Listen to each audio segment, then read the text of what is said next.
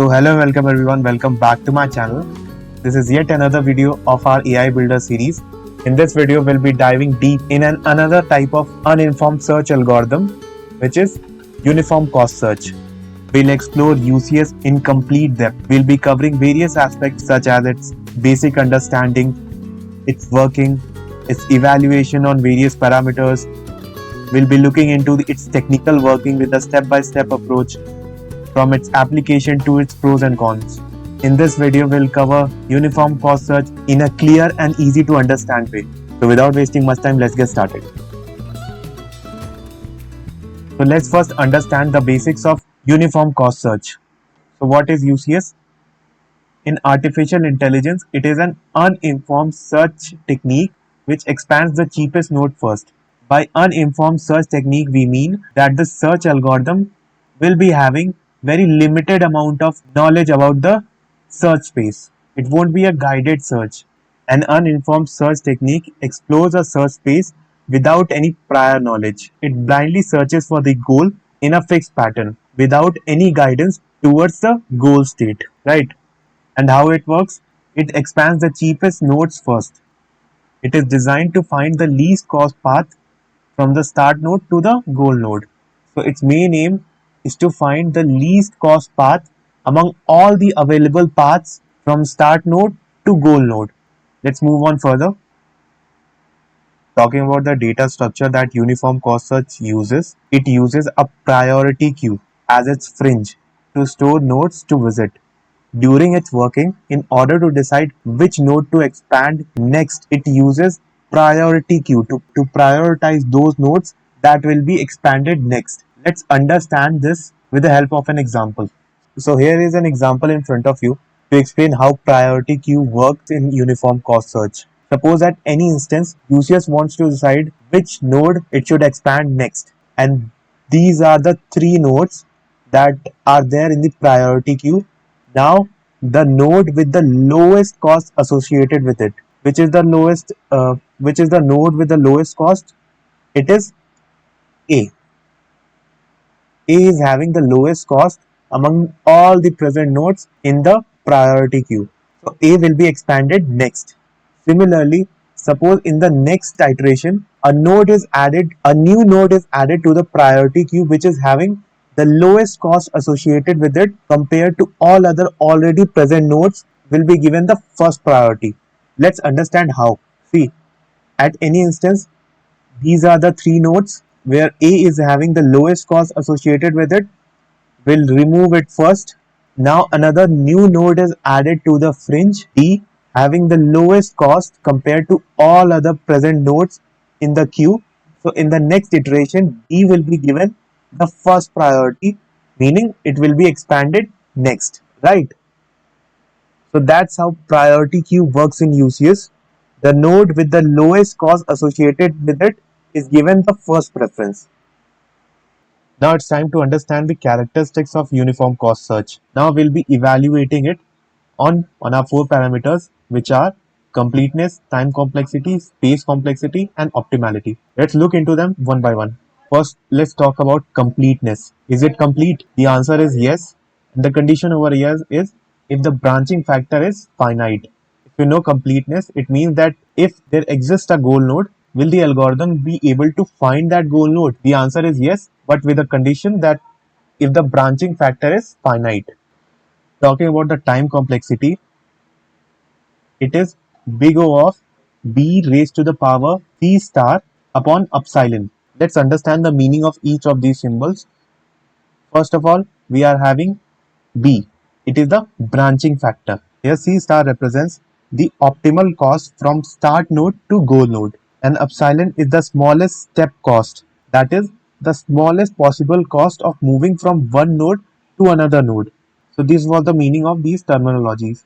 Now the space complexity of uniform cost search is same as that of time complexity, which is b raised to the power c star upon epsilon. Alright, now moving on to the optimality. For those of you who are unaware of optimality, let me tell you that we say that an algorithm is optimal when it always finds the least cost path from the start node to the goal node if a path exists. So uniform cost search is optimal when all the path costs are non-negative. Alright, now after evaluating uniform cost search on these four parameters, we are ready to understand the working of this algorithm, and it is going to be very interesting. Let's get started. So this is the example graph that I'll be using to explain the working of uniform cost search. As you can see, A is my start node and G is my goal node in this graph. And all these are edge weights. In our case, we can call them as path cost from one node to the other node. And over here, I'm having a priority queue, which is already having the root node, the start node in it, with a cumulative path cost 0. So before starting with the working, let me first tell you that this graph is having three paths from the start node to the goal node. First one is A, B, E, G, whose path cost is 9. The second one is ABEG, whose path cost is 7. And the third one is ABCEG, whose path cost is 8. Among all these three available path costs, our aim is to find the path with the least cumulative costs. So let's start the working. Alright. So in the starting, I'll be having the start node in my priority queue. So I'll be removing it. And first of all, we'll be checking, is this the goal? Is A our goal? No, it's not. So after failing the goal test, we'll be expanding A, by which we'll get B and C, and we'll be adding them along with their cumulative path cost in the priority queue. So in the next iteration, priority will be given to B because it is having the lowest path cost associated with it, cumulative path cost associated with it. So we'll be removing it. We'll be performing the goal test. Is B the goal? No, it's not. Now the expansion of B will take place. We'll be adding the children of B to the priority queue along with their cumulative path cost. Now in the next iteration, I'm having these four nodes in my priority queue. And for clarification, let me tell you this C has come from this path and this 3C has come from this path A, B, C. Again, the priority will be given to the lowest cumulative path cost. This C will be removed.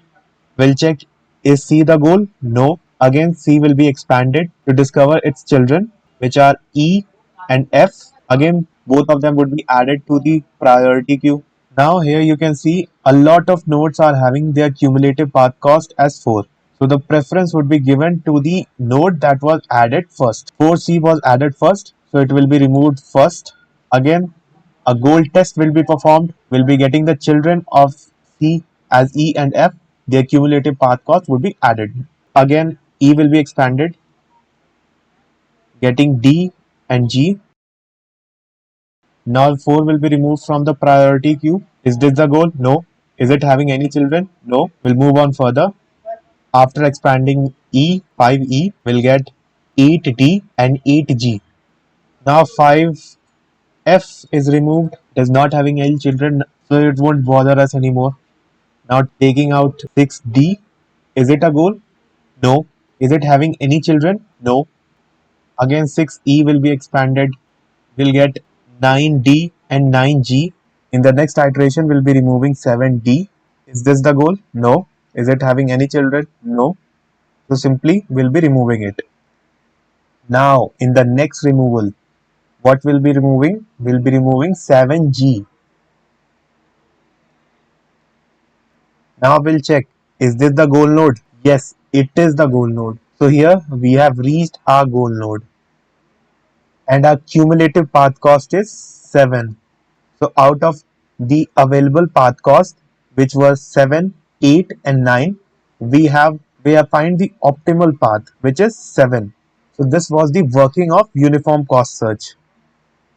So whatever we have learned through the working of uniform cost search, I have prepared a slide for you to recap. First of all, we'll be starting with a frontier, a priority queue having only initial state, having a cost 0, and we'll be iterating over these 4 steps. First of all, dequeue the node with the lowest cost from the frontier, as we were doing in the priority queue.